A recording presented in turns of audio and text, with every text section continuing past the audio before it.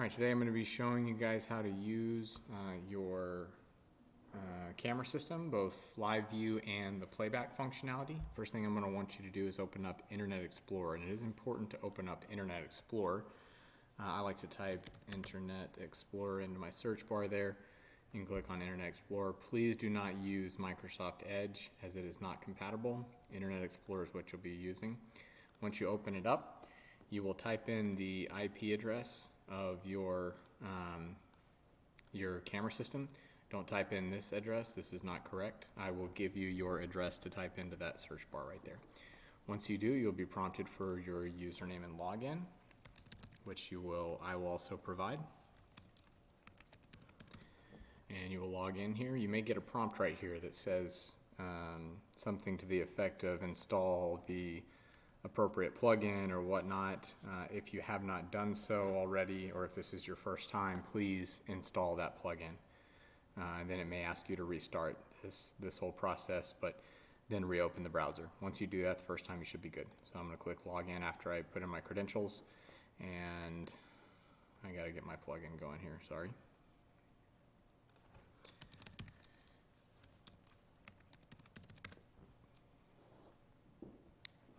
Then you'll see this window. Now right across the top here, this shows you the default mode that you are in, which is in live view. Playback is where you would go to play back old material. You don't have to worry about the configuration or the picture aspect of it. Over here on the left is your list of available cameras. I can simply double click one of these cameras and it will start playing in the field that is highlighted, except for that one camera. So we have it right here. I can double click the next one. If you don't want to see 16 windows, then you can change that layout right here on this section. I can switch it to 4 screens if I'd prefer, and that shows you a 4-tiled window. If I want to add another camera, I can come over here, click another one, and you can just populate all your cameras. If you want to just play all of the cameras at the same time, you can just hit the play button right here where it says start all live view. If I hit that button, it will start playing any available cameras. So again, right over here, this is both the start and the stop all live view button. I will click stop. I have 9 windows open. If I click play, it will populate those 9 windows. By default, this is set to the lower resolution on most configurations. So this particular image is a lower resolution. If you would like to increase the resolution, you should be able to double click and then it will make it the full high definition resolution. Double clicking again takes you out of that particular camera and you're back to the lower resolution. That's the easiest way to do that. I'm going to click stop for now. That is how you populate these fields. This section over here is reserved for cameras that have movement, which your camera likely does not possess, but if your camera is a pan, tilt, zoom variant, you're able to change the direction of the camera as well as zoom in and zoom out from here. I'm going to switch my view to one window. I'm going to open up one of my cameras here, and I've got it pulled up. You can actually tell it looks like a softer image because we are on the lower resolution. If you wanted to just take this out of the lower resolution without double clicking, one of the things that you can do is click right here. There's a little 2 here, and we can switch it from the number 2 to the number 1. And if you hover your mouse over there, you should see one says the substream, the other one says mainstream. If we click on mainstream, now we're in the full resolution. This is the resolution that your NVR, DVR, your system will record at. So it's always recording in this highest resolution.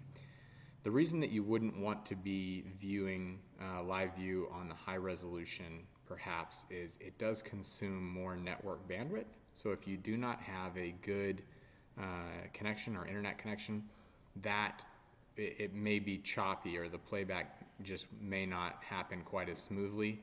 So I do recommend that you just stick with the standard substream unless you actually do need to see full detail there. For now, I'm going to leave it on this high resolution. There's a few other buttons over here I want you to be aware of. This section over here, this of course is the start and stop, the live view. Next, you'll see a capture. Next, you'll see start all recording. We have this camera highlighted. Obviously, it's the only one on our display. If I click this capture button, it snaps a photo of what I'm looking at and saves it to my device's hard drive. It does not affect in any way the recording device on site. That will continue to record the high resolution, and this does not affect that at all. But if you wanted to save the picture locally to your device, you can click this. So I click that and you can see it saved it right here. I can then click that, that little link there, shows me where it got saved to, and I have the photo saved on my local device. So if you wanted to grab a snapshot, you can do so. If you wanted to grab a video, you can do so by clicking that button right there, and it will record the video as it comes into your cell phone, computer, in this case my laptop. It does not affect the recording ability of the unit on site. If you'd like to zoom in from this window, you have to first select this this plus sign, this little magnifying glass here. So we'll click that, and then I'm going to scroll my mouse wheel, and I can really zoom in here. Now, when you're zooming in digitally, it's important to note that you do lose resolution as you zoom in. It's not infinite, right? It's not like the movies. When you zoom in, you do lose resolution. So just be aware of that. I can't just zoom in entirely here and grab that license plate. I can see maybe GTR. It's difficult to grab. If the license plate's close enough, you may be able to pull that, but that is how you zoom. And I'm just scrolling in and out with my mouse wheel there. I'm going to click again here to disable, and we're good to go. I can advance to the next camera by clicking the right arrow or the left arrow. And the audio is only present if you have a camera that has a microphone. So this is the basics on live view playback. This is how you would get around and navigate through that window. Next, we'll go to playback. I'm going to click on the playback button right here, and it gives me again a list of my cameras over here, but we'll see something new over here, which is a calendar. I can select a specific date and a camera, and with this case I'm going to do this one.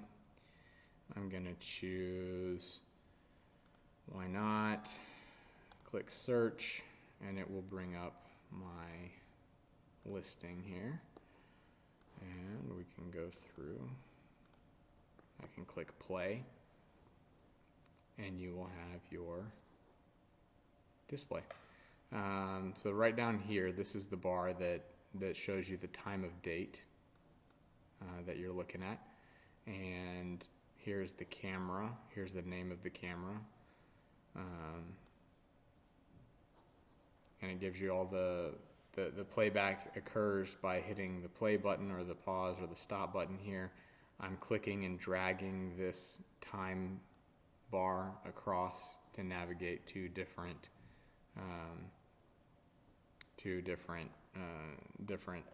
times on the recording.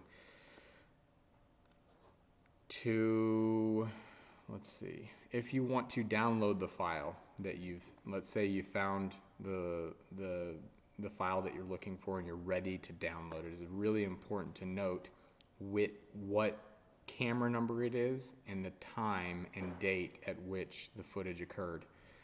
So in this case, let's go, for example, I'm going to click on my front walkway. Actually, we're already on house, so I'm going to count down 1, 2, 3, 4, 5, 6, 7, 8, 9, 10, 11, 12. Camera number 13 here, house. And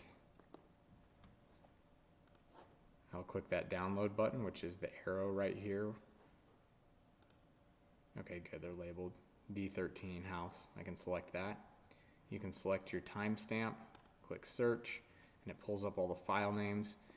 I know this is intimidating looking, but if you'll just look over here at the start and the end time, you can choose the file that lands within the time that you're looking for. You'll select, and then you will click download, and it will download that file for you. I do want to show you another feature. Most of your cameras will be recording motion, so you're going to get this right here, which shows on the time bar, it shows you little, yours may be blue, they may be pink or red like mine, but this shows you when activity is present. So I'm going to click the play button here.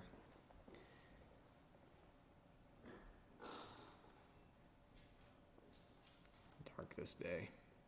We'll get into some of the daytime footage. You can see cars driving across. Every time one of these little motion is activated, it's probably from a car driving across the front yard there, front street. So we'll go right here. I just advanced that, and I bet we're going to get some movement here any moment. Yeah, so we got a car driving. So this aids in finding the appropriate file that you're looking for. And again, you can just see all the times that it tracked an event or movement. So again, that's just that aids, and it cuts down not only on the amount of recording time, but also it just makes it a lot easier for you to find the material that you're looking for. The same thing can also happen here as in live view. Again, I'm clicking play and pause right there, but you'll see that there's a capture button here. This is a stop all playback, but this takes the picture just the same. There's also the digital zoom version, so we can click on that. We can scroll the mouse wheel. But that is it in a nutshell. That is how you live view and playback on the AV Guy security cameras.